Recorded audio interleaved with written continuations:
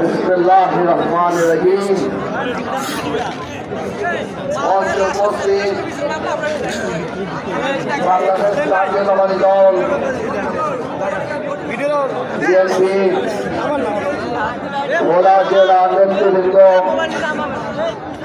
বাংলাদেশ জাতীয়তাবাদী বিজেপির নেতৃবৃন্দ, মঞ্চে আরো উপস্থিত বিজেপি প্রেসিডিয়াম সদস্য, সিনিয়র নেতৃবৃন্দ, আমার সামনে উপস্থিত আমার মা বোনেরা, আমার ভাইয়েরা এবং সাংবাদিক ভাইগণ, সবাইকে আসসালামু আলাইকুম। আপনারা কেমন আছেন? 2008 সালে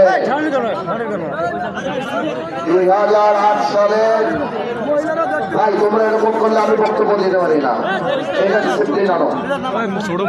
এই বক্তব্য নষ্ট করো তোমরা।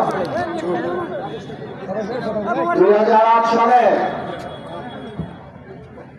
যখন আমার বাবা ইন্তেকাল করেন, আমার জীবনটা একটা কালবিহীন নৌকার মতো ছিল। তখন আজকে যারা মুরব্বীরা ছিলেন, যারা আমার পিতাকে ভালোবাসতেন এবং বাংলাদেশ জাতীয় পার্টি এবং বিএনপির হাজার হাজার নেতৃবৃন্দ, দেশ নেত্রী এবং খালেদা জিয়ার নির্দেশে আমার পাশে দাঁড়িয়েছিল বলে আল্লাহর রহমতে আমি সংসদে যেতে পেরেছিলাম। অনেক অল্প বয়সে সংসদে গিয়েছি, বিরোধী দলে ছিলাম, কিন্তু চুপ ছিলাম না। সংসদে যখন কথা বলতাম, সরকারের একটা উইকেট পড়ে যেত। ভাইয়েরা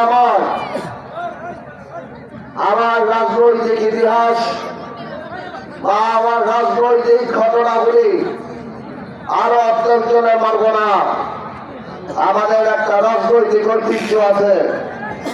এখানে আমার বাবার সময়কার অনেক মানুষ